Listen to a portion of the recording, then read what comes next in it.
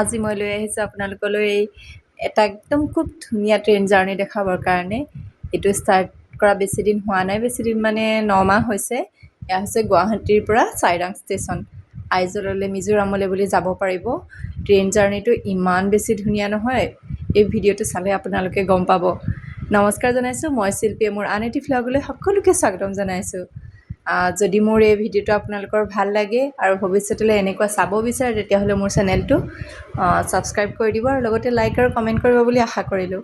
এয়া চাওকচোন, পাহাৰ আৰু এই নদীখনৰ পৰিৱেশটো কিমান বেছি ধুনীয়া লাগিছে। একদম ট্ৰেইন জাৰ্ণিত মানে এনেকুৱা দৃশ্য দেখাটো বা মানে কৈছোঁ নহয়, আৰু জাৰ্ণিটো কৰিবৰ কাৰণে একদম বিৰাট বেছি ভালেই, কাৰণ গুৱাহাটীৰ পৰা ট্ৰেইনখন যায় 7:30 মানৰ পৰা আৰু গৈ পাইগৈ আপোনাৰ চাইৰাং ষ্টেচন পিছদিনা ৰাতিপুৱা 8:30 মানত।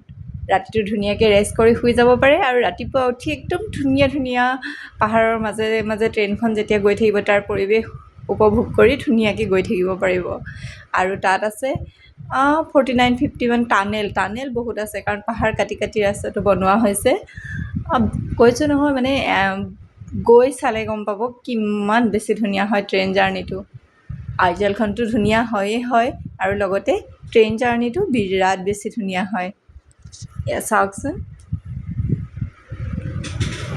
ভিডিঅ'টোত মই কিমানখিনি দেখুৱাব পাৰিছোঁ নাজানো, কিন্তু অলপ হ'লেওতো অনুমান কৰিব পাৰিছে ট্ৰেইন জাৰ্ণিটো মানে মই এনেই কৈ আছোঁ নে সঁচায়ে বেছি ধুনীয়া, বিৰাট বেছি ধুনীয়া। আৰু এই ৰাস্তাটোতে পাব ইণ্ডিয়াৰ 2nd লাৰ্জেষ্ট ৰেলৱে ব্ৰিজখন। কিন্তু কোনখন হয় মই ধৰিব পৰা নাই।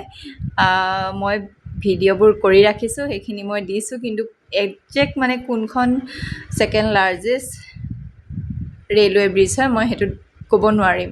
এইখনে হয় বুলি ক'ব নোৱাৰোঁ নে, আৰু কাৰণ ব্ৰিজ বহুত পোৱা গৈছে, কোনখন হয় ক'ব নোৱাৰিম, কিন্তু মই এইটো গম পাইছিলোঁ, সেইকাৰণেহে মই আপোনালোকক জনালোঁ।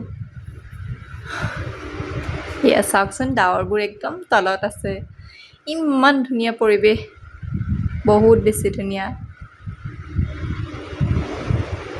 আৰু আমি কিন্তু 7:30 বজাত আহে হয়, কিন্তু আমাৰ জাৰ্ণিটো অলপ বেলেগ হ'ল, কাৰণ আমি যোৱা ট্ৰেইনখন অলপ লেট হৈছিলে, অলপ নহয় মানে ভালেমানখিনি লেট হৈছিলে।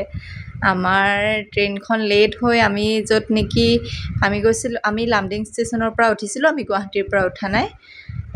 গৈ পাওঁতে আমাৰ ট্ৰেইনখন, আমি লামডিঙৰ পৰা উঠিলোঁ 3টা বজাত আৰু আমি গৈ পাওঁতে চাইৰাং ষ্টেচন 4:05 মানেই বাজিছিলে, 4টামান বাজিছিলে।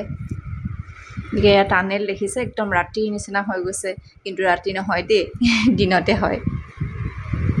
টানেল পাৰ হৈ এয়া আমি এতিয়া অলপ পিছতে চাইৰাং ষ্টেচন পাম। আৰু টানেল এনেকুৱা সৰু সুৰাকৈ বহুত আছে, মানে এনেকুৱা হয় এটা টানেলৰ পৰা ওলাই অলপ দূৰ যায়হে আকৌ টানেল পায়, তেনেকুৱা হয়। কাৰণ ইটো পাহাৰৰ পৰা সিটো পাহাৰলৈ কিমান কষ্ট কৰি বনাইছে ভাবকচোন। এই চাওকচোন পৰিৱেশটো। এয়া আমি এটলাষ্ট পাই গ'লোহি চাইৰাং ষ্টেচন। এইখন ট্ৰেইনতে আমি আহিছিলোঁ, গুৱাহাটী চাইৰাং এক্সপ্ৰেছ। আজিলৈ আহিছোঁ, বাই বাই। ভাল লাগিলে এটা লাইক আৰু কমেণ্ট কৰিব।